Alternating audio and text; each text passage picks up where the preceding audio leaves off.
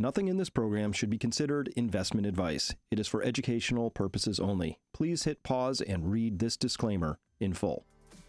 I want investors to understand technology investments are always going to be an aggressive investment. It's not like Southern Company or Georgia Power where you've got these power lines and it takes years to build the infrastructure and you've got all of this manufacturing that's there. And it's hard to compete against that. But from a technology standpoint, you're always at risk that somebody comes out with a new, better technology.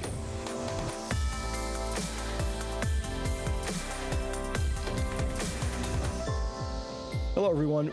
Welcome to this Finance U. This edition this week, we are talking with Paul Kiker of Kiker Wealth Management, and we're very excited to dive in. Today, we're going to be talking about the DeepSeek deep dive that we just saw in the markets. Is that a top? Is it a tradable bounce? Where are we? What are we looking at? What does it really mean from a portfolio standpoint? We got to look as well at Trump threw out this crazy, wild idea that maybe no more income taxes. If that happens, I'm going to have to analyze it, but I can tell you right now, I'm going to change my tune. What's my tune? Buy everything. Don't look back would be my tune if that happens. That would be one of the most bullish things I could imagine.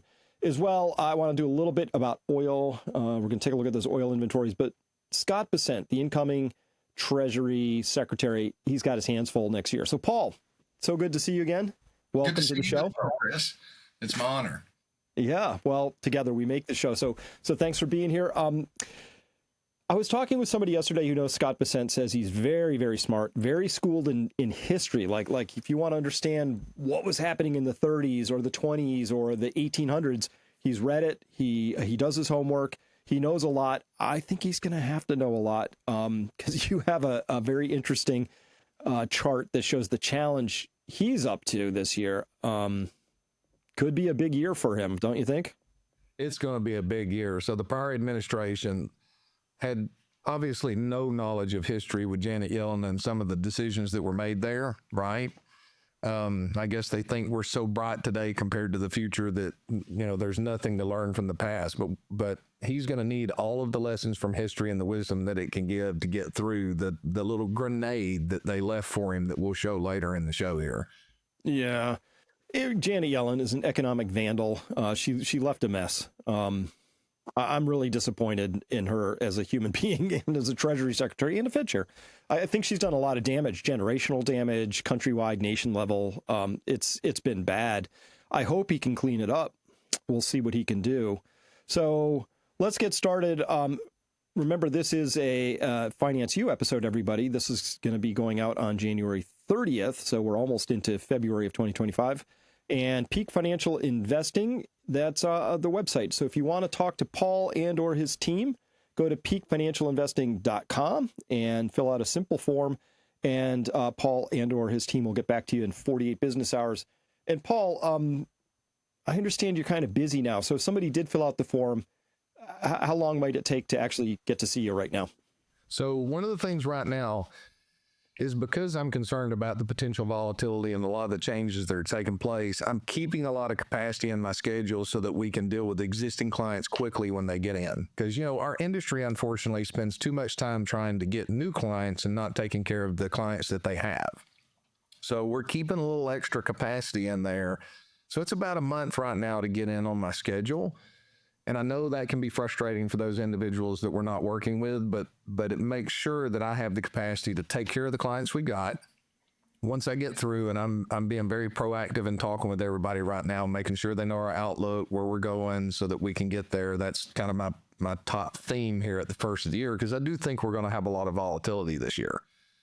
So, and then if you're flexible, once I get through, if I have some extra capacity, we can slide somebody up in that schedule. So just know that for those people who are interested in working with us, that if it is appropriate and we're a good fit to work together, once you become a client, you are top priority and you can get in a whole lot quicker.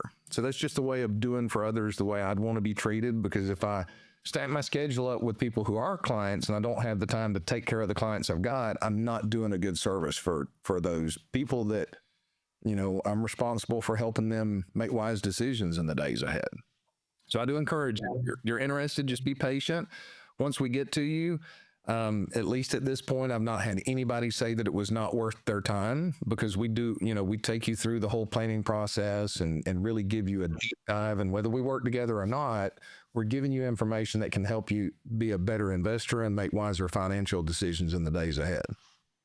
Well, I think it's going to be really important. You say volatility, that's code speak for, sometimes markets go down to the right instead of up and to the right. That's right. Yeah. So I have to tell clients every now and then, hey, volatility's your friend, right? I'm not scared of volatility when we're playing offense, because CDs, go sideways and they don't move. You get your fixed term, but if inflation's double what CDs are paying you, then that lack of volatility is an enemy to you. So volatility is your friend when you're on offense, but when our tools say defense, we don't want to experience volatility, or we mitigate that volatility. So let's switch now. I want to talk about DeepSeek, right? The Chinese thing that came forward. And so listen, I'm no AI expert. I read enough to be slightly dangerous to myself potentially, but here's the bottom line that I took away from what I read, Paul. They very cleverly re-engineered a few of pieces of the code for a typical AI program, and they achieved an astonishing 95% reduction in the need for what are what's called inference computing. So you need big chips, NVIDIA H100 sets, giant data centers pulling gigawatts of power. 95% less of that. So that's big. And I've already talked with people in the industry, Paul, who say that because they made it open source, they're like, hey, here's what we did. And already they've started to implement that across everywhere. It didn't, I'm like, this changed everything. So this is the nature of a new technology. It's disruptive. We should expect that. But the US had been pursuing this one model, which was big tech, big data centers, big this. We're going to just supersize it. And that's the moat. That's what keeps everybody away, because little guys and gals can't jump the moat. Well, guess what? Little guys and gals can jump the moat. And that's fascinating. I'm a big fan of what I think AI is going to do for us in terms of efficiency. This isn't what I'm talking about now isn't that. It's just the rush to build out this gigantic infrastructure that was going to require gigawatts of new nuclear power and gas-fired power plants and massive data centers. And maybe not so fast. Yeah, maybe not so fast. If I could summarize it, the U.S. is acting like a third generation trust fund baby. They think money's going to solve everything, right? So we're just going to spend as much money as we possibly can, and we're focused on going down this direction. I'm not saying that there's no creative thought, but there's not this real creative thought. So U.S. being third generation trust fund baby, tons of money to spend, doesn't respect the value of a dollar. Let's just throw money at it. Then you take China, which because of the restrictions on them and the lack of access to chips and technology, they kind of remind me of MacGyver. Did you ever watch that MacGyver show? Yes. Years ago? Yes. So for those of you that may be too young to know what MacGyver was, he was this one guy that could take literally anything and get out of a situation. Like he would take duct tape and pencils and build a nuclear reactor. I'm exaggerating, of course, but it was amazing as a kid watching. So what they've been able to do with less resources, and I know there's the argument that they stole whatever from ChatGPT and the evidence may be there, but even if they did, they've open sourced this out there for everyone else. And that goes back to kind of how, when I was competing, I always would train and help my competition, because if my competition was better, it would push me to be better. So I love the fact that they put this out there at open source, and it really appears to be a game-changing event. Now, I think the passive investing and the forced dollars that are going into NVIDIA and some of those others is masking what really is probably going to take place under the surface for now, because that mutes the market. But I do believe that this is a game changer, and it's a reminder. I want investors to understand technology investments are always going to be an aggressive investment. It's not like Southern Company or Georgia Power, where you've got these power lines and it takes years to build the infrastructure and you've got all this manufacturing that's there. And it's hard to compete against that. But from a technology standpoint, you're always at risk that somebody comes out with a new, better technology. So, an extreme example is, what if Microsoft wasn't able to buy a company that had such detailed voice commands that you never had to type and you never had to touch a mouse again? And and let's imagine that world where this other company produces that technology instantly. It's a game changer. So this is just a reminder for investors that, you might be confident in some of these technology companies, but because technology moves so fast, everything can change overnight, essentially. And it appears, based on the information I'm looking at, Chris, and what's your opinion, that this is a long-term game changer? Well, it absolutely is. I think we're looking at something as transformative as the early internet in terms of what it could be, but it's early, right? So when the internet first came out, it was like 34 people sort of communicating with each other, across little wires, and it was very cool. And today, it is what it is. Nobody could have foreseen any of that. It's an emergent process. So I'm going to sharpen up what you said a little bit, and I'm going to say it's a guarantee that technology, whatever you're invested in today, is not going to be what's around tomorrow, right? It's just, we went from Betamax to VHS to DVDs to Netflix, right? All that other stuff is gone, right? Mm-hmm. It's just, It is just disappeared. So here we are. So this is pretty cool. Now, what happened? DeepSeek announces this thing. Actually got announced the week prior. Somehow it took Wall Street to Monday to figure this out, right? But when it figured it out all at once. And we saw this is the single day market cap loss in billions of dollars from Holger Schipleitz. There's the Twitter feed. NVIDIA clocking in at one point, it was well over a $600 billion loss, but I think it closed up a tiny bit on the day at the end. Broadcom, $200 billion haircut. Taiwan Semi. So we hit semiconductors, we've hit switching companies, we hit a chip manufacturer, and NVIDIA's more than that. Microsoft, like nominally a software, but also a data company. Alphabet, Oracle, look at these things. Then we get down to Amazon, and now look, Constellation Energy, further down, Schneider Electric, further down, over here on this one, Siemens Energy, Train, which is a heating and cooling company, I believe mostly, etc. So what I'm seeing, storage companies, New Scale Power, I believe that's got small nuclear reactors. That was on there. I'm surprised I don't see the other one on. There should be one more on here. Wow, pretty big deal, huh? So power, HVAC, networking equipment. This hit everybody. It says that the narrative before this little Chinese company said, oh, hey, here's some stuff we did. The narrative was on big data centers. The narrative just changed. It just changed. Welcome to investing. Welcome to investing in technology and the knock-on effects of when that technology changes. And Chris, we had gotten to the point that the narrative around AI had become so pervasive, and investors were feeling so much fear of missing out. And I think a lot of it just has to do with the fact that inflation's been high. A younger generation of investors cannot afford to buy a house right now.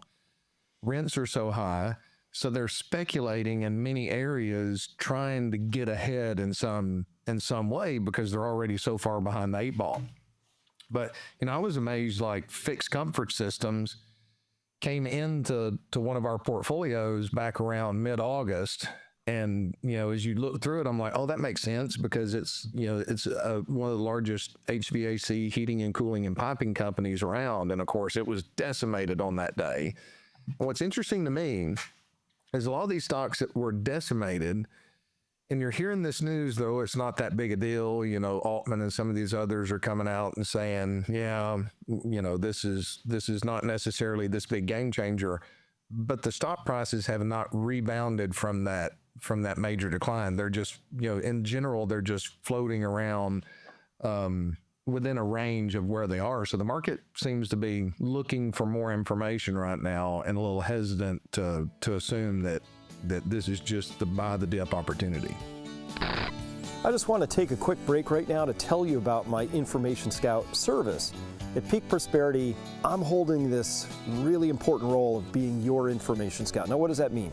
First, I do what I do because, as we all know, this world is really crazy right now. We don't know if our food's going to continue to be stocked in the stores. We don't know if the grid's going to stay up. We don't know if the war's going to break out. So being resilient is more important now than ever, and the first element of being resilient is knowing what you need to know, having that right information. So listen, you can get a news aggregator service. That's not what I'm offering here.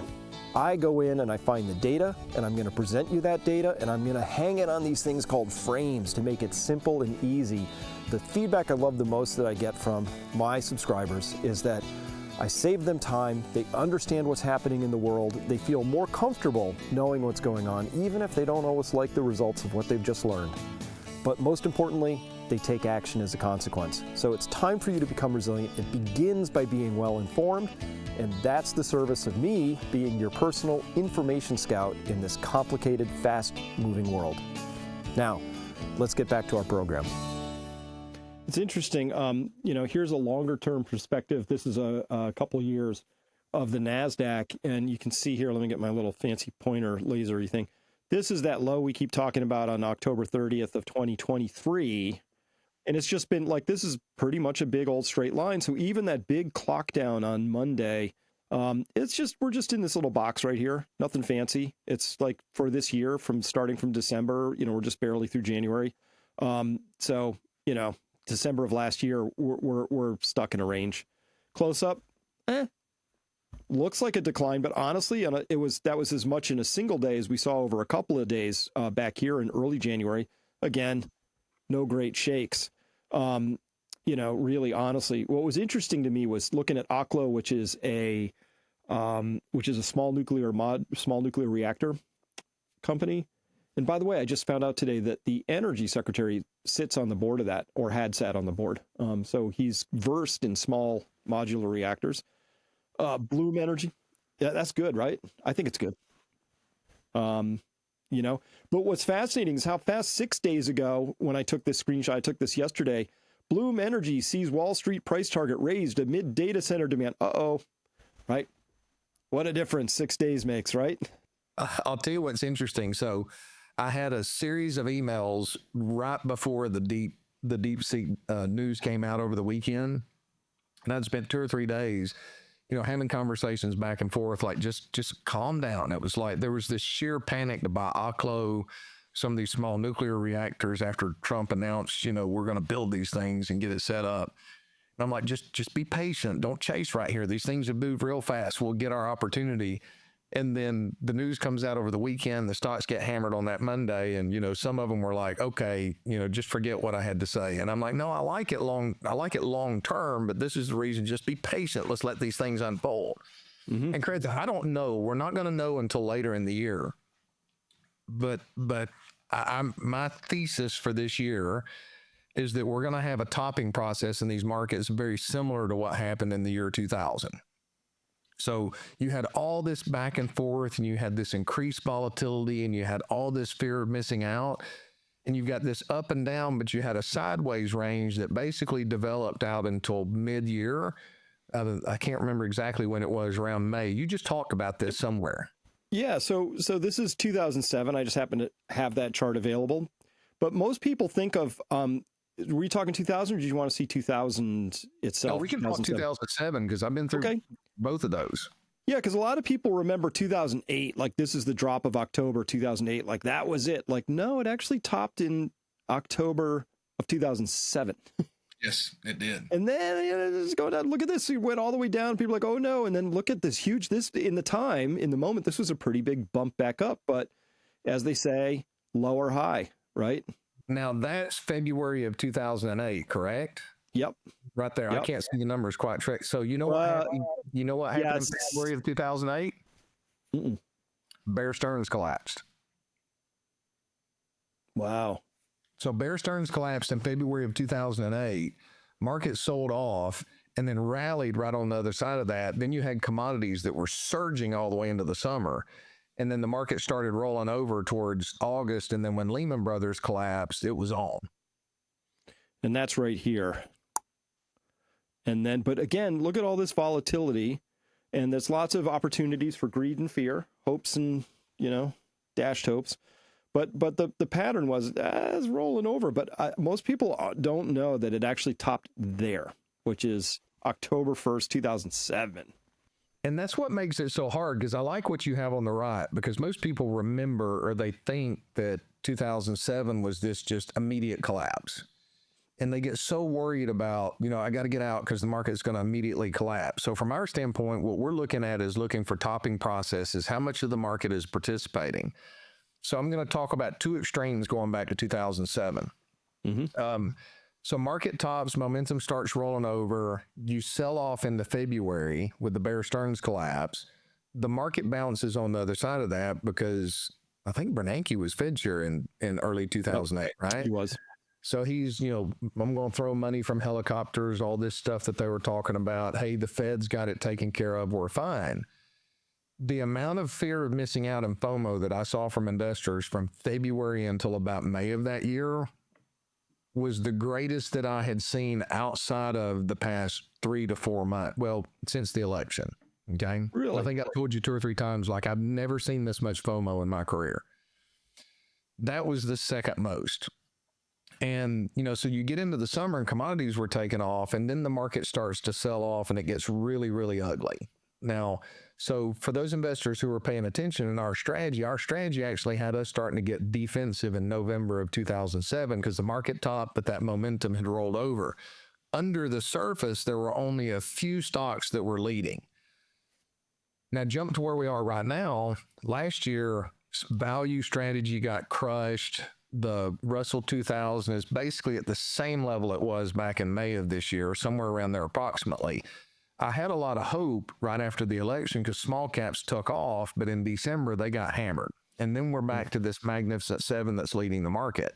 So you have an unhealthy market when you have a small handful of companies that are leading the way, but the large majority are not participating. Okay. So I'm laying that. Now let's go back to November of 2008. One of the most amazing things that I've ever seen and learned from an investing standpoint. So I was having to rely on Tom Dorsey at the time, which was doing one of our research. Yes. This is the S&P. I was showing the Dow before, and the scale doesn't go to 0, so we can dial in and see it a little bit more. This is 2008, and we're by quarter here, so this would be November of 2008. This is the October-November piece right here. From about 1,100 to 850. Okay. That's right at that bottom in November of 2008. The large majority of the stocks bottomed. Now, we got that rally. The market didn't bottom until March, April, May, somewhere, wherever that is in that chart. That's that 2009. Yep. I think it was was it April? Anyway, y'all bear with me. I'm in the general direction. The market indexes bottomed in May, but the large majority of the stocks had bottomed in November of the year before. So they had bounced, but they didn't break that November low. And that was the indication that the worst part of the decline was over because your big leaders finally puked. So imagine a situation where the small stocks are dropping now. And let's say the market sells off in February. We rally on positive, hope into the spring.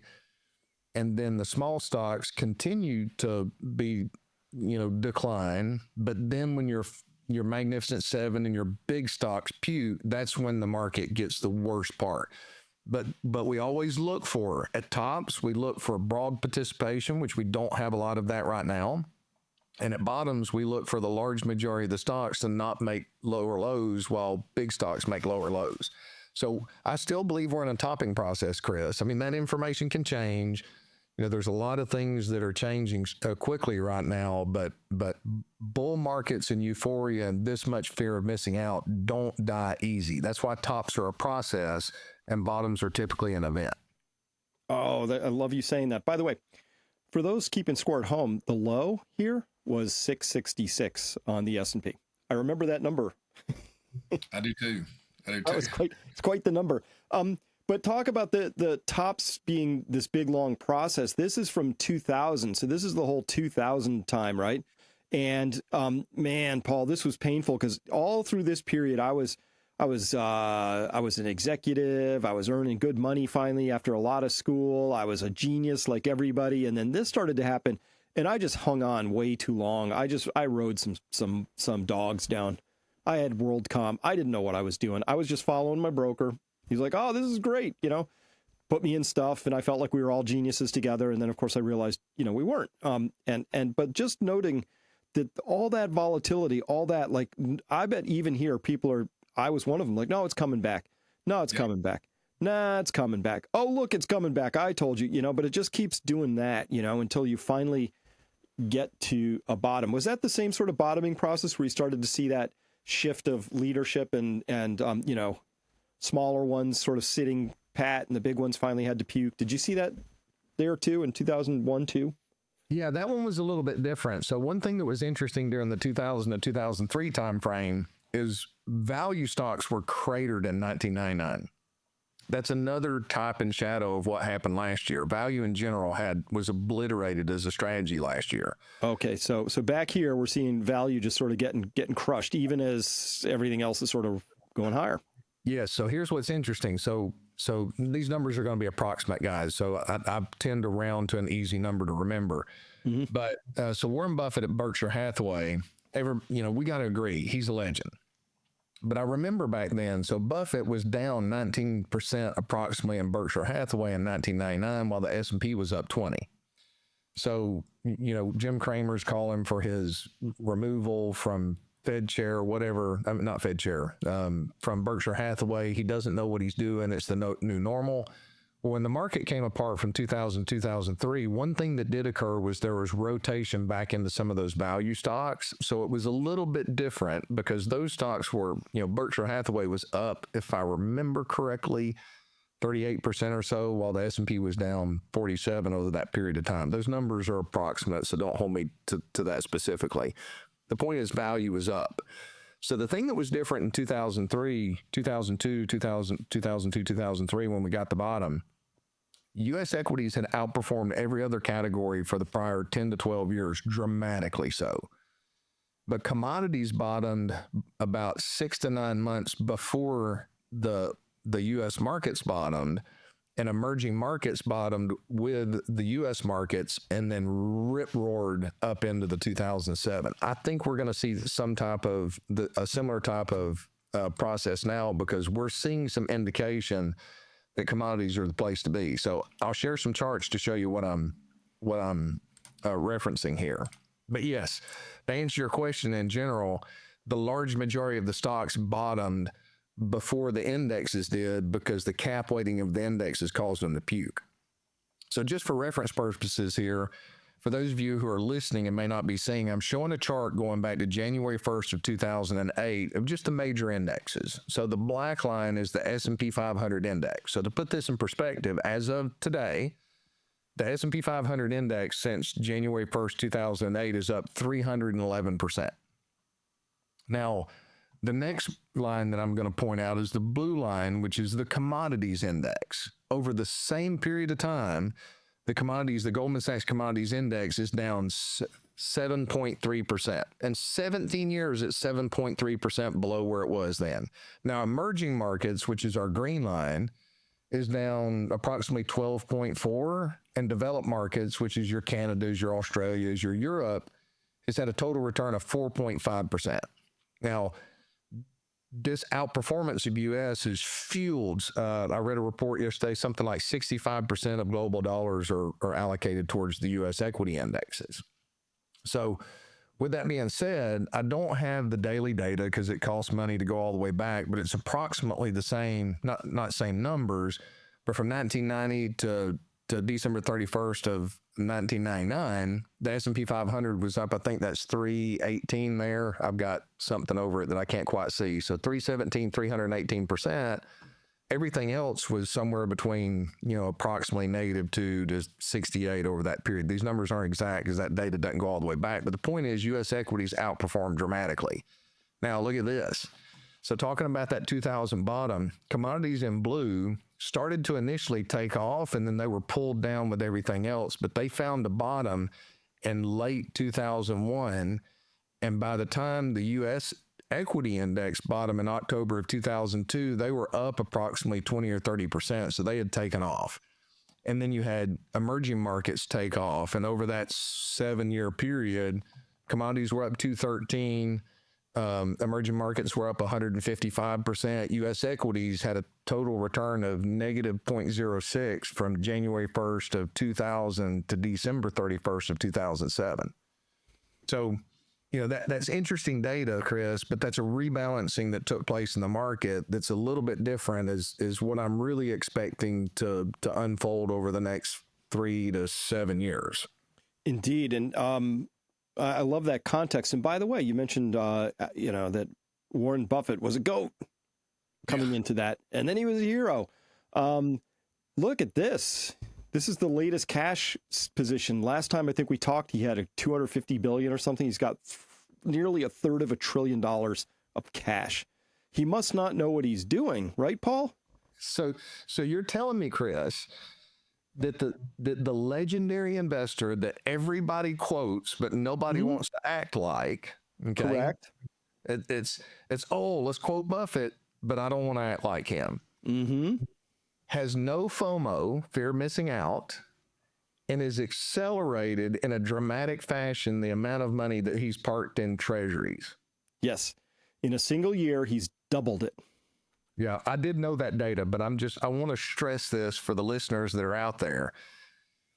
Warren Buffett is a legend, number one, and it'd take me a minute to pull up, but when we did that historical analysis, 1974 forward, and all of the periods that I run from retirement plan analysis was the number one performing period. So he had the wind at his sails, but I respect him so much, and I pay attention to what he says because he has a strategy and he follows that strategy. He has the courage to stick to it. And he will take the path less traveled, not just to be contrarian, but because his tools tell him to. And I can tell you, based on how value performed last year and what we're seeing in the undersurface of the market, I understand exactly why he has a cash hoard. And he's not worried about that. He's not worried that his brother-in-law is going to brag about, returns. And I have a good brother-in-law for those of y'all that are out there. It's just a good example for people to listen. Mm-hmm. I had somebody one day say, you must not like your brother-in-law. So it's just an example. I hear that. Or, you've got a brother, a sister, or coworker that's just euphoric about, the returns. And then you take somebody like Warren Buffett, who's already at the exit and shoveling some of his profits outside. And he's going to be in a position to buy when there's blood in the streets because he's got money on hand. If you're fully invested all the time, how can you take advantage of a major recession and the declines that take place in prices if you're a passive investor? Because what happens if you lose your job during that period of time? You're not going to lose your savings. You're not going to have your savings and emergency funds to deploy that capital. So if you're not in a position to run a strategy to raise risk, you might miss some opportunity. But Buffett's proven over time that if you have a strategy that you'll follow, you can win over time, even though you may look foolish in short periods. And 2 to 3 years are short periods. All right. I agree. And by the way, just to be very clear, I am super bearish on the overall data center story at this point, because if we had achieved a 95% reduction from the DeepSeek sort of inference computing power required, we have plenty of data centers to last us quite a while. Now, we'll fill them up again. We're going to find, Jevons Paradox Jevon was an 18th century economist, and he said the paradox is that as you make energy cheaper, people use more of it, not less, right? Like, oh, look, we're putting energy efficient appliances in people's houses. They'll use less. No, you end up using more. And it's a paradox. And why does it happen? It happens because as things become cheaper, people use more of them. It's not really that hard of a paradox to understand. So this just made AI a lot cheaper. Therefore, we're going to use a lot more of it, right? Because now it's going to be everywhere. It's going to be in your phone. Eventually, they'll find a way to squish it down into your refrigerator. I'm not sure I'm looking forward to that day. I'm just telling you what's going to happen. Hey, it'd be nice if you can train it to say, make sure that I don't buy anything when I go to the grocery store that's got all this artificial, horrible stuff. Yes. Get me in the right direction. Yeah. We'll just have a little shock collar as you reach towards the pimentos. They're like, no, it says MSG in there. Stop it. As long as I can choose to set the setting for myself and I don't have somebody else doing it, I'm just fine with that. The shock collar setting? You betcha. My wife said I'll never be able to touch the chocolate pantry at 11 o'clock at night again, ever. Not without squawking. Ow. You hear me squealing in there. All right. So shorts have thrown in the towel. It's been a long run of up and to the right. And so the reason this is important is because shorts often give you your bottoms, right? Because there are people who have a compelling interest to buy regardless of what the overall conditions are, as long as they've locked in a profit. And so shorts tend to make the bottoms. We don't have a lot of shorts kicking around. No. Yeah, not too many. I'm not sure how this square. This is shares short, so I'm not sure how this squares up with all the puts and all the other stuff, options that are out there. I'm going to bet most people are shorting by puts these days than actual shares. But I would agree. this is interesting. So as I'm unfortunately familiar with SEC laws and rules because of all the work I did on the Great Taking. So I was actually familiar with this one, knew this was coming, part of the reg SHO. So Rule 13F-2. Oh, people, so boring, right? Actually, is Wiz 888999 or at ODB123 is writing here. Hedge funds might need a fresh change of clothes, particularly maybe underwear, because the new rule forces institutional managers to report their short positions via Form SHO, meaning the days of hiding in the shadows are over. No more sneaky shorting without the world watching. Hedge funds hitting certain short position thresholds now have to spill the beans to the SEC. It's going to be published on Edgar, so everybody gets to take a peek at that. Normally, they kept that pretty hidden. Market makers now have to fess up when they're shorting under the bona fide market making excuse. It turns out, Paul, that market makers were allowed to naked short, meaning they sold shares they literally didn't have to locate for a period of time. All that now they have to tell you. This could have a big change. This comes into play in about 12 months. So it's on the books in 12 months. They have 12 months to sort of clear this out. And yep, that's what happens. This is from the fact sheet from the SEC. Managers' end of month gross short position in equity security at the close of regular trading hours in the last settlement date of the months is now going to be disclosed on Form SHO. That's actually a pretty big change. Sounds wonky, but how do you interpret that? Yeah, that's a good question. I'm just sitting here thinking, Mark Cahotas, I'd love to hear kind of, he's like the last standing short seller that's out there and takes those battles. I always enjoy kind of listening to his input. I'm curious how that is. It's disclosed. So number one, I would think that there's going to be lack of manipulation in the market out there from naked shorting. It's going to be out there for everybody to see. I don't know. That's a good question. I really didn't know that was coming through. So that's new information for me. So I've got 5,000 things running through my mind right now. So I'm going to put this on you. What's your analysis and what do you think the ultimate outcome and reason for this is? Well, it's actually overdue as far as I'm concerned. This was supposed to be part of the Dodd-Frank Act, and this was supposed to be. So the market itself, as we covered in the Great Taking, is very complicated. Spaghetti, it's tubes and pipes and thises and that's, right? You and I and everybody watching this, we see the stock price sort of at the end of the day and it's reported and there it is, as if it's a thing. But behind that, there's all this settlement that has to happen. You sell a share, I buy a share, vice versa. People are shorting them. There's derivatives. There's this, there's that. There's clearinghouses. It's a very big sort of opaque sort of a mess. And so one of the ideas was, hey, people, entities shouldn't be able to just short shares without us seeing that. And so they had 3 days to settle. T+3 it was called. Then it went to T+2. And then to catch up with Europe, we went to T+1. So now you have 1 day to square and settle these things up. But they still weren't being squared up. And that's what this is about. It's like, hey, if you got shorts, you're going to have to disclose them. Now, I'm surprised they gave them, at the end of the month, you have to disclose. That still leaves room for hanky-panky, right?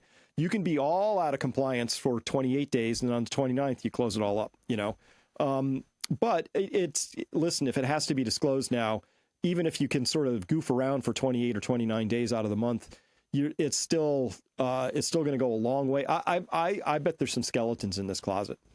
I'll bet you there's some failures to settle that are old and stinky in that pile.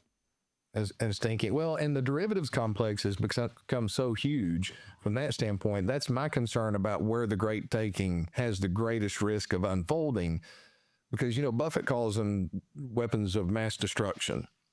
And I know that's a little, necessarily different, but naked shorting would be in there. Now, my initial thoughts are, these short sellers will pile in, the market doesn't know it, and then you have these short squeezes they talk about where the market will move violently in the opposite direction. So I wonder if disclosing these is going to remove those massive short squeezes that are in there, because it's not going to be something that's triggered under the surface of the market. It's going to be something that the market's aware of and all participants can see. Because, those short squeezes, the Fed-induced short squeezes, Chris, going back to 2000, really starting in 2014, 15 specifically, is one of the reasons we raised our bar so high to short the market. That I'm glad we did, because there's several times in 2019, 2020, even 2022, that I would have taken positions because we had the same setup as similar to 2007 in minor amounts, that it's like, okay, the Fed's basically obliterating the shorts in there. So I'm curious to see how that'll unfold and impact the market. That's where my mind was going and thinking about it. Well, the Fed has abused the shorts. They've driven them out of the markets. Like, your presence isn't wanted. No shorting the markets. Markets go up and to the right, And of course, that doesn't make a market, because we talked about with the creative destruction in tech shares, sometimes things go up, sometimes they go down. It should happen, right? Some stocks should zero out or go away because they got outcompeted, and that's fine. That's actually welcome as far as I'm concerned. Let me go here real quick. So you and I talked about this very quickly. In the South, this is Florida and Texas housing inventory. We talked about this before, but I want to put it up again. A 268% inventory surge from kind of low levels in 2022 there, post-COVID and all that. But that's a pretty big climb. So I'm starting to already hear, this was an important thing. I was talking with a gentleman who's very well-versed in the real estate space. Hello, Clyde, if you're listening to this. And he said, listen, Chris, inflation is put together with OER, owner equivalent rent, is one of its prime. It's a big component. It's supposed to capture the cost of housing. It's a weird thing, Paul. OER is the BLS calling you up and saying, Paul, if you were going to rent your house, how much would you rent it for? And I'm like, asking existing homeowners, that's a weird thing, because they might not have been in the market. They don't actually know what rentals are. It's a weird question to ask them, right? That's not where I would go. I would just go on Zillow and say, how much are rentals right now, right? Data, that would be easier.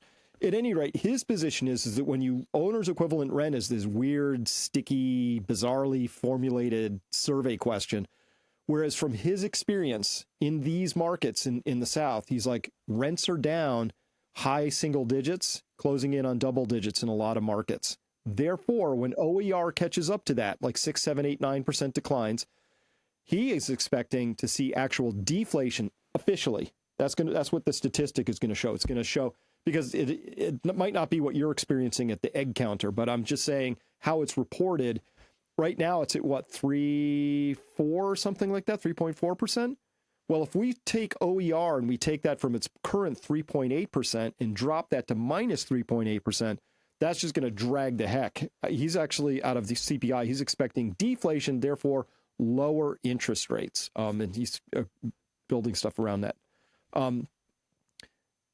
But you have to look at the fact that that's actually a Southern thing. Great chart here from Nick Gurley. Says it's probably his favorite housing market graph right now. Orange line is that inventories in Florida and Texas we just looked at, but blue line, inventory across the entire Northeast. No inventory. That's amazing to me, Chris. That is absolutely amazing. And so the question I would ask is, does that have to do with the migration from the Northeast to the South? Because, our areas have exploded in population here across the board, which has fueled, goodness gracious. I don't even think that there was this much euphoria around housing coming into the 2007 top down here in this area. So is it that? Is it we have less regulations here? We have ridiculous regulations compared to what they used to be, but it's easier to build here versus easier to build in the Northeast. Or is it the migration, or is it a combination of both? I'm shocked by that, quite frankly. Well, I guess we're just not building houses up here either. And New England is a little bit harder to build houses in because it's pretty built up, to be honest, in most places. Like, if you wanted to build more houses around Boston, there's not like spare lots hanging out. You got to go pretty far out to find empty land and all of that. So I'm going to guess that because of that huge migration that happened, there was a lot of inventory that got created because a lot of homes got built across the South, apartment complexes, multifamily, single family, you name it. And now the way I interpret this is just that building continued, and I might be totally wrong on this, but my guess is the building continued, but the migration slowed down. Okay, yeah, that makes sense. That's ridiculously impactful. Now, the one thing that we had in 2008, if it's not different this time with that much inventory, 2008, you had the forced foreclosures of the banking system. So the banks don't own the large majority of the mortgage. The government owns them now. So that's probably going to take a little bit pressure off of, and there seemed to be a desire to take down the small banks back then and consolidate. You hear what Mark Andreessen said about the prior administration wanting to have just a few handful of technology companies. Well, he came out of the administration that basically took down all of the small local banks, gave guarantees to the larger regional banks, and then raised the entry to get into the banking business higher. So it looks like that was the same thing back then that exacerbated that 2008 crisis. But that's deflationary. And one of the things that I'm considering now and looking at all things across the board is I'm actually more concerned that we're going to have some deflation over the next 6 to 12 months, in line with what your friend there was saying. Because one, exporting of all these illegal immigrants that are criminals, okay, I don't know how many has been exported at this point. And I'm not for illegal immigration. I am for legal immigration. We want the best in this country, but go through it the legal way, right? Okay, so I'm not getting into that. But the reality is, let's say there's 1.5 million that leave because they shouldn't be here, and they have to start that process. Well, from what I understand, the prior administration was spending ridiculous amounts of money, and I think that you had highlighted one of the cities where the mayor had increased the rents dramatically because they were a sanctuary city for all these immigrants that were coming in, right? So there was all of this lining of the pockets that were of the politically connected people. You take 1.5 million out, with inventories getting higher, that's down on rental prices, I would assume. Interest rates higher, I'd still think we're going to have this lag effect that's just taking a lot longer to impact than most people thought. But we're starting to see, I'm talking to a lot of real estate agents around here, the number of listings they're getting in the North Georgia area right now is increasing dramatically. So VRBO rentals aren't making as much as they were before. So we could have some deflation in the short run, which would be the surprise. And then the question on the other side of that is, what's the government response going to be? Do we get some deflation, markets get in trouble, and that gives them the cover to just unleash the printing presses? And then that would be a game changer for behavior going forward and investment allocation as well. Now, so many great points in there. Let's pick one of those threads, though. I feel the deflationary pressures, and I think those are correct. On the other end of this, Janet Yellen left the incoming administration a time bomb. We've talked about it before, right? Which was that actually, surprise, the debt ceiling got hit on January 21st, the day after Trump's inauguration. And then now the clock is running. Most people are unaware of this, but right now the government, at that moment that clock started running, you can't borrow new. You can't expand the debt in the treasury markets. They had $630 billion in the bank, which sounds like a lot. That's about 2 months of deficit spending, or maybe a month and a half. So the clock is running. We're watching very contentious nomination hearings right now across all sorts of key positions, right? That's just been happening this week and last week. Coming out of that, I think I just see the most fractured government I've ever seen. Like, we're not having the same conversation, right? About Bobby Kennedy, Kash Patel, whatever. What happens if they can't come to some sort of like budget agreement or, debt ceiling raise, and it's just pure politics, and the Dems are out for blood, or the Republicans don't want to get whatever politics?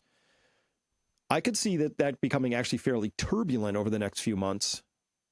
And if it spills into the treasury market, things get wicked turbulent. Now we're down to things that affect the plumbing and piping. And now we're talking great taking stuff. So how do you see that playing out? No, I agree with you from that standpoint. And I want to share that chart from Samantha Leduc that Yeah, please do. Here we go here, because this is very important as a backdrop on what we're talking about here. So this is just amazing to me. I mean, this makes me so angry. You cannot tell me that Janet Yellen was a fiduciary as the Treasury Secretary in this case. So this is by Samantha Leduc. She does great work. Bassett confirmation expected Monday at 5:30. He resides over the first QRA February 3rd at 3 Eastern time. He has to tackle a whopping $10 trillion debt stack maturing this year. What's the trade? And that's the question. So look at this. So this is a chart going all the way out to 2054. 2024 had a little over 2 trillion. And coming into 2025, we got, nearly 10 trillion. What's that? $9.5 trillion worth of debt maturity that they left this administration. That's a hand grenade. Okay. So what if we get a beef? Yeah. Wow. What's that hole? Is that 35, 36? That's 35, 36, 38. It looks like if there's anything maturing, it's so minimal that it doesn't even come in line. But why? Yeah, but that means that when they had the chance to roll 10-year paper in 24, 25, like they just didn't do it. At some point in the past, they didn't put any paper there. They pushed it all on the front end of the curve, which we're seeing in that big middle finger you got pointing out right there.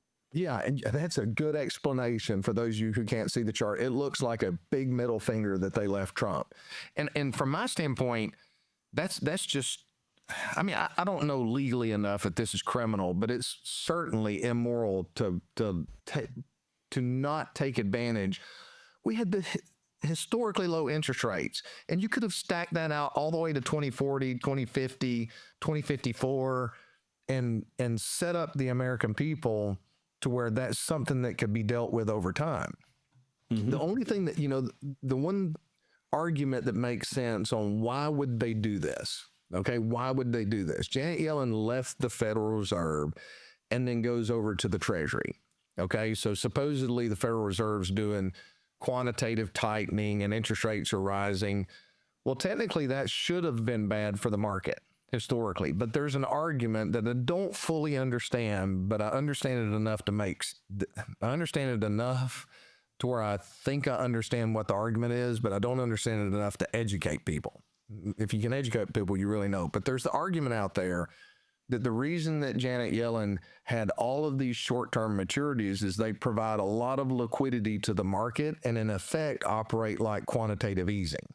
Now, I don't understand the banking system enough to know exactly why, but there's some really smart people that have been wise over time that have been making that argument and saying this was by default juicing the markets for political purposes coming into the 2024 election. If that's the case, that goes back to the theme that you and I had talked about 6 months ago or 9 months ago. My concern is that they're going to run this thing so hot that if they win the election, they're in control, so they don't care. And if they lose the election, they're handing Trump, an engine that's about to seize on the other side. So, that's a lot of debt to mature, and it's supply demand. So if the market's really strong, Chris, why in the world are you going to walk away from the market to go buy treasuries in that magnitude?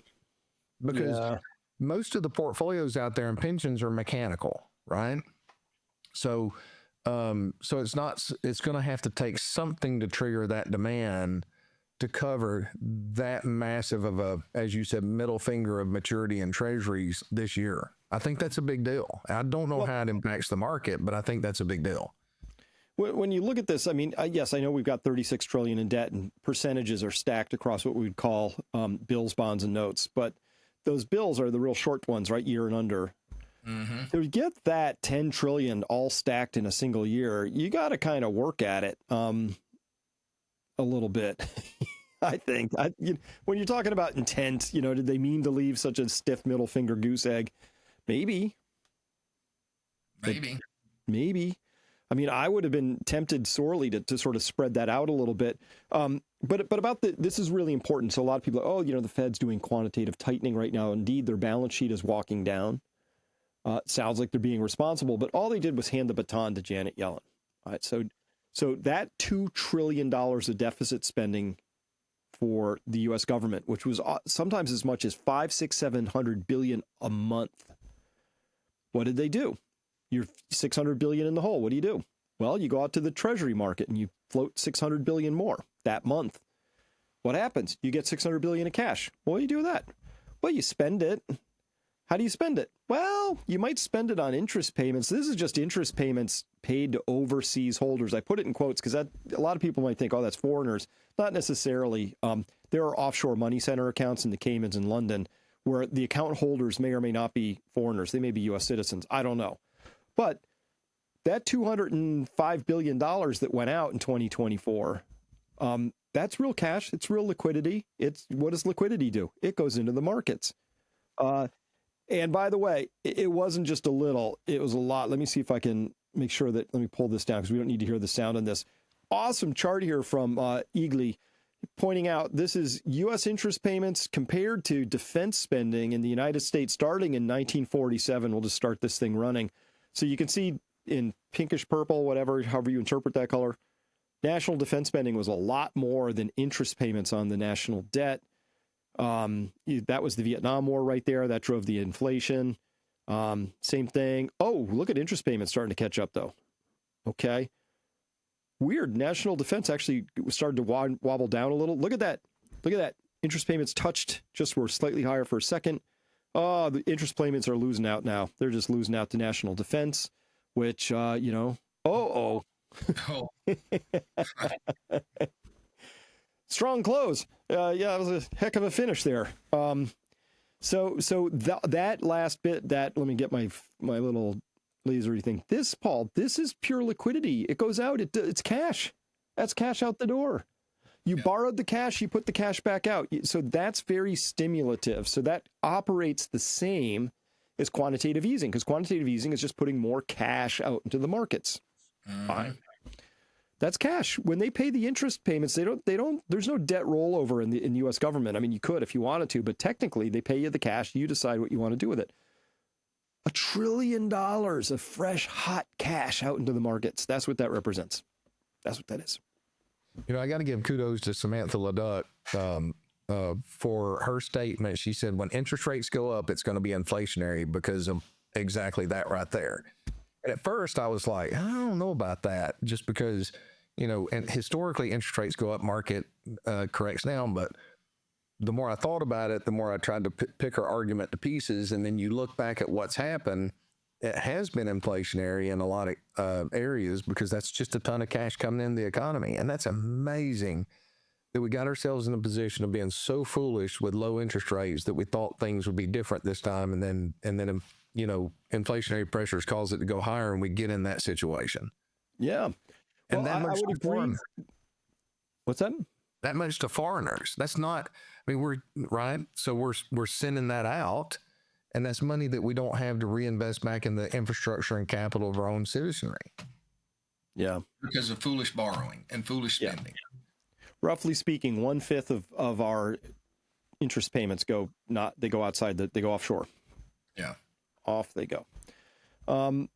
So I hinted at this at the beginning. So in the time we have left, Paul, I want to talk about the one thing that would make me just ridiculously, slobberingly bullish. Just caution to the wind. I don't care. And it's this. America is going to be very rich again, and it's going to happen very quickly. It's time for the United States to return to the system that made us richer and more powerful than ever before. Do you know the United States in 1870 to 1913, all tariffs, and that was the richest period in the history of the United States, relatively speaking. In other words, relatively. And they set up the Great Tariff Commission of 1887, and this commission had one function: what to do with all the money that we took in. It was so enormous that they had no idea. It was a blue ribbon committee. It was set up 1887, and what to do with all of the money that we had. And again, Teddy Roosevelt was a beneficiary because when McKinley was killed, he took over this vast sum of money, and he did all of those national parks and all of the other things. And I'm not knocking him, but he was given a vast amount of money. And that was all made through tariffs. We had no income tax. The income tax came in 1913. As I said in my speech last week, instead of taxing our citizens to enrich foreign nations, we should be tariffing and taxing foreign nations to enrich our citizens. Does that make sense, right? So he's talking to the Congressional Institute, and he just like chucks that out there, like, maybe we should consider not taxing our own citizens. That if that happened, that would ignite the biggest animal spirits you just can't even imagine. If people suddenly had money in their pockets that wasn't going to the federal government, that'd be a big deal. Oh, think about the quality of life that would bring, Chris, because you had the two-income trap. Where's that book? I've got it around here somewhere called The Two-Income Trap, and how, both spouses are forced, and that's gutted the family. There's some people that are going to continue to work in two-parent families or two-person household and continue to work, but that's also going to free up. There's many spouses that are going to be able to stay at home and focus more on their family if you're not having to pay income taxes in there too. That can make a difference. The beneficial impact across the board in our country on the lives of our citizenry and economically. I mean, yeah, that's ridiculously bullish. I'm with you on that. It's like, okay, guys, Well, we we've get been to- in risk for a while. I feel like we are a throwback to the 1870s. They used to have robust debates about these things. They would talk about things like what happens when the government spends too much money and how much inflation and what are we willing to accept and what are the trade-offs. We haven't had conversations in a long time. I heard when Trump was speaking and he starts talking eloquently about from 1870 through 1913, all that stuff, I hear Scott Bessent in there because that's that he's known for that. He has that context. And so he said, look, this is a really rich period of our history. We could return there. And here's how we would get there. So that's interesting. And it gets back to this concept for me here, Paul, which is why do we borrow money from a banking system as a nation only to have to pay $1 trillion now of interest back to that same system? Nobody can really answer this question, right? Which is, why are we not in the business? Let's just let this run again. Why wouldn't the Treasury just issue its own currency? Be a U.S. Treasury note. That's it. They put it out there. If inflation starts to get bad, you tax it, you pull it back in. You could be your own Federal Reserve. I get it. Banks are convenient, all of that. But is having a banking system loan us our own money worth $1 trillion a year? I think with technology, Paul, we don't need to spend $1 trillion, which is what the interest payments represent, having the banking system manage our money. I'll bet you could get some 20-year-olds to code that up in a couple of weeks and run it off a laptop. Yeah, that's actually a good point, especially with the technology. And maybe that's one of the reasons the push for the digital currency behind I say digital currency or cryptocurrencies with the Trump administration, because they're pushing in that direction.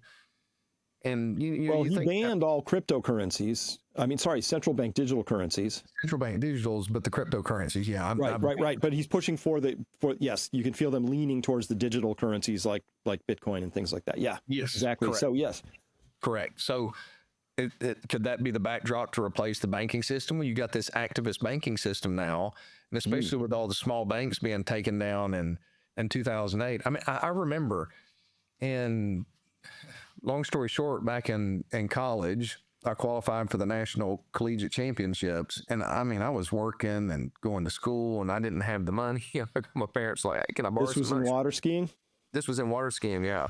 So I called them. It wasn't like golf. I mean, if you were really good, you still weren't making a lot of money unless you were the top 2 in the world. If you were number 5, you were, eating ramen noodles 5 days a week. But my dad's like, no, you got to figure out how to get on your own. So I called the local bank, a small bank up here, and I gave them the story, and I got a signature loan for $700 to go to the national championships, collegiate, which I won, by the way. I normally don't say that, but I'm old enough, and I'm officially a has-been, so I can share that now. Thank you. But and even after that, when a couple of projects that I did, I could go in and get a loan based on my reputation and my signature because I was proven to be a man of my word.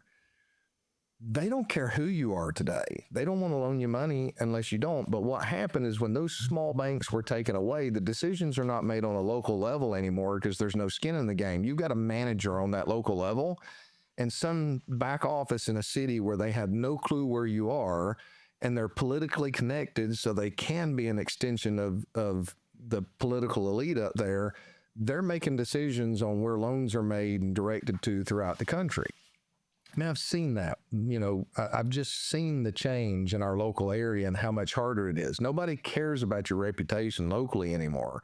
It's, do you have the money, and do you really don't need it? We'll loan it to you, right? Mm-hmm. So to eliminate that income tax and to get back to free and fair and balanced, if it was a digital currency of some sort or a blockchain base, as long as it's not controlled by the government, could be just a quality of life game changer across the board.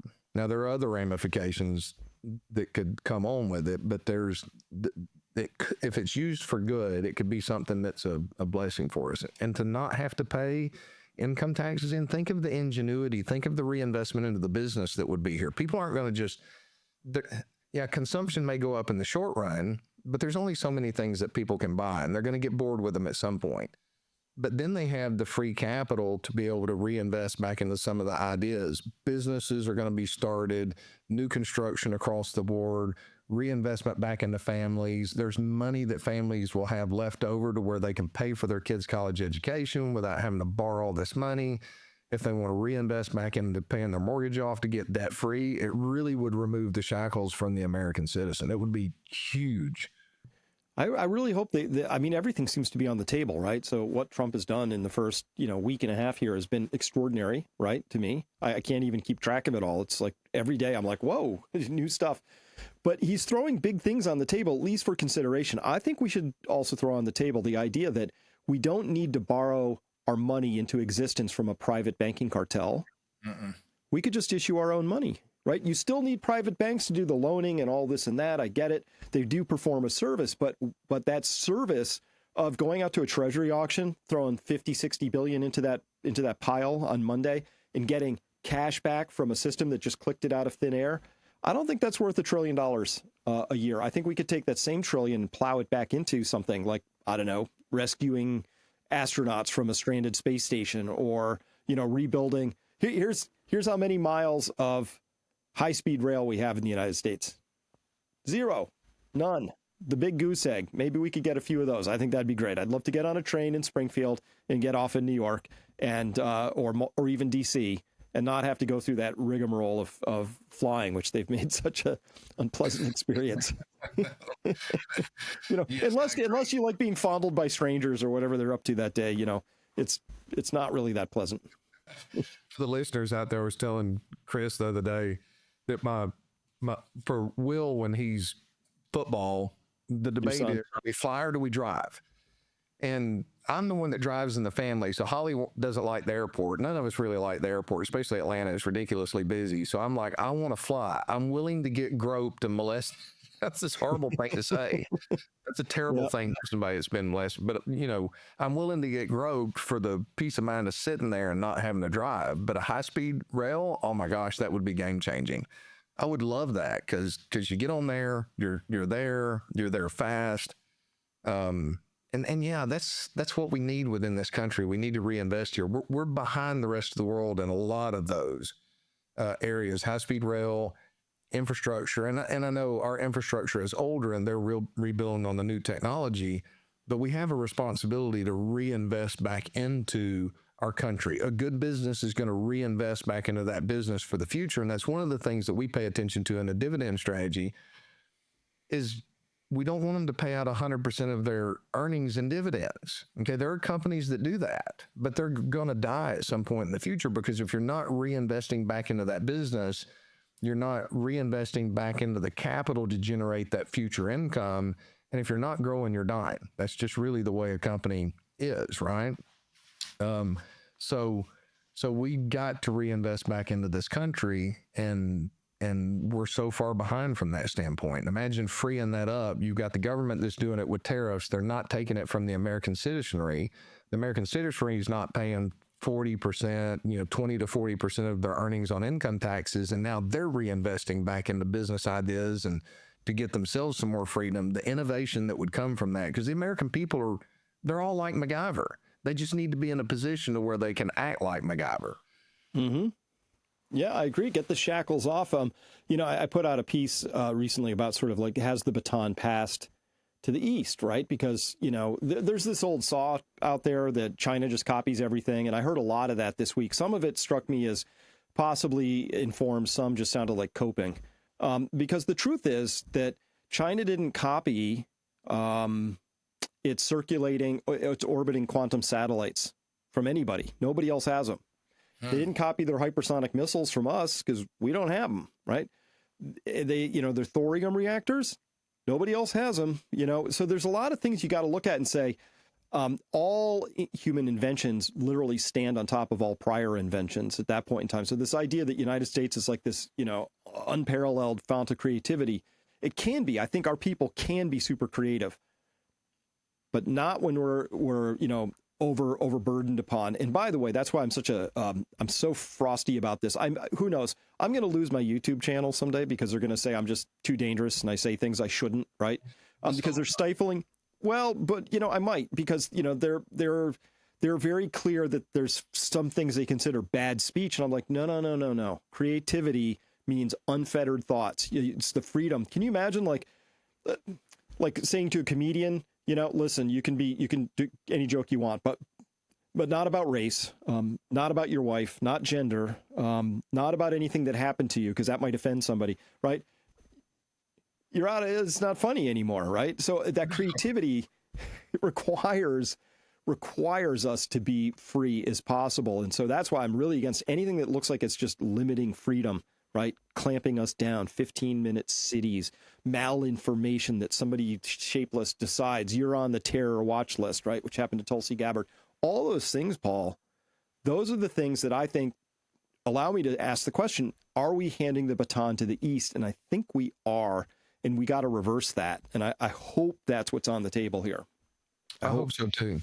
I hope so too, because their philosophies are completely different than ours, and it's not going to be good for us from a long-term standpoint. And we need to reinvest. We've got to. There are two things that destroy people: shackles and too much money. Sometimes, especially if you get it when you're young, right? Because it stifles innovation.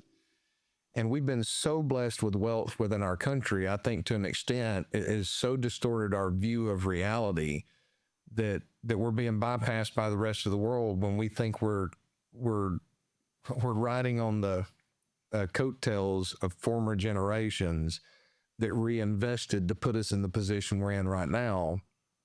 And you can take two kids, one has to fight a little bit. Challenges are good for us in our lives, and especially for kids, because it gives them a reason to strive and excel for the future. And so I'm concerned that if Trump is unable to release the regulations and put us in a position, then the brightest days of America are behind us, and darker days are ahead, because weak men bring about hard times. Totally agree with that.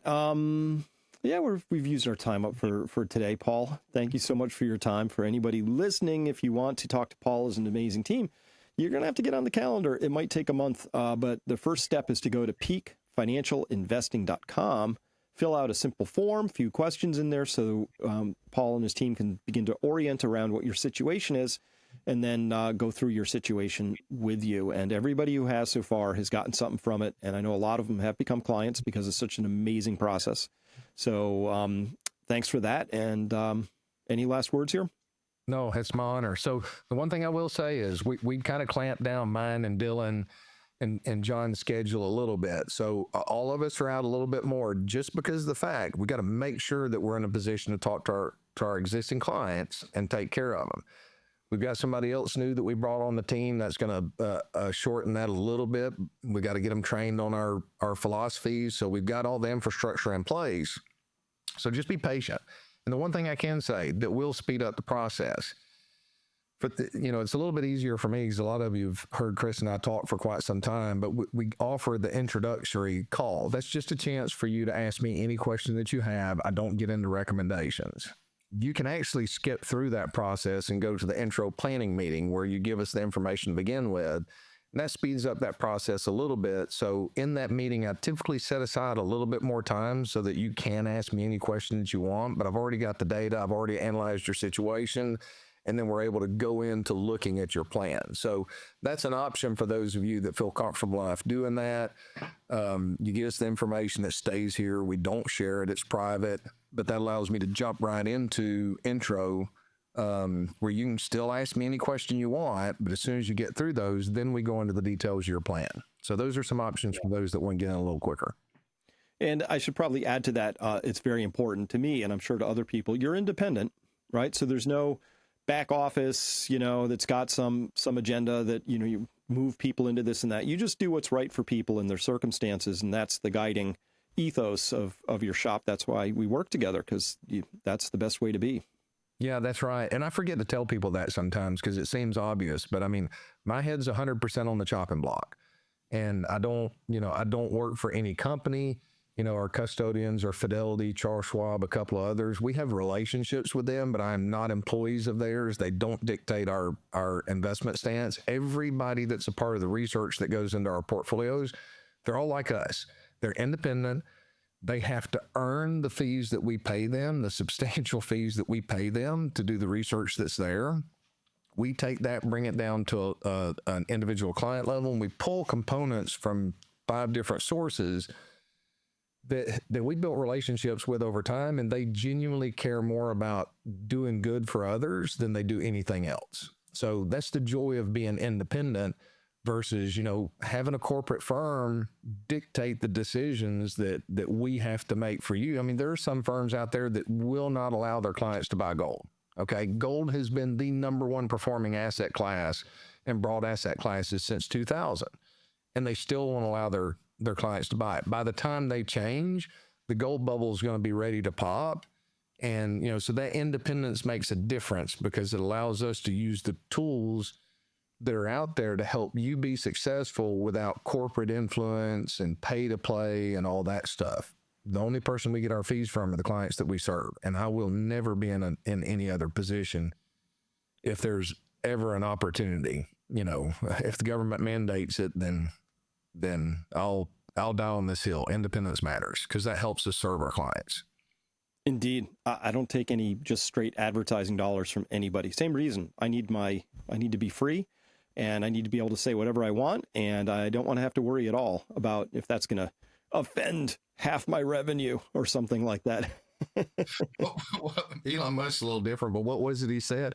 I'm not going to say it on here because I don't want to say the language, but somebody was talking about him losing dollars, and he said if that bothers them, they can go blank themselves. Isn't that what he said? Yep. Yeah. Go blank yourself. Right. All right. Yeah. Thanks for listening, everybody. We'll be back next week again. Of course, I'm Chris Martinson with Paul Kiker of Kiker Wealth Management. And thank you very much for listening. Comments down below, and we'll get to any of those. Of course, at Peak Prosperity, depending on where you're watching this, come back to peakprosperity.com, and there'll be a whole public conversation there. Ask any questions you want, engage with the conversation, and let's chew on all this information because we want you to be happy, wealthy, and wise. All right, Paul, till next week. Thanks again. Always a pleasure, Chris. Have a blessed week.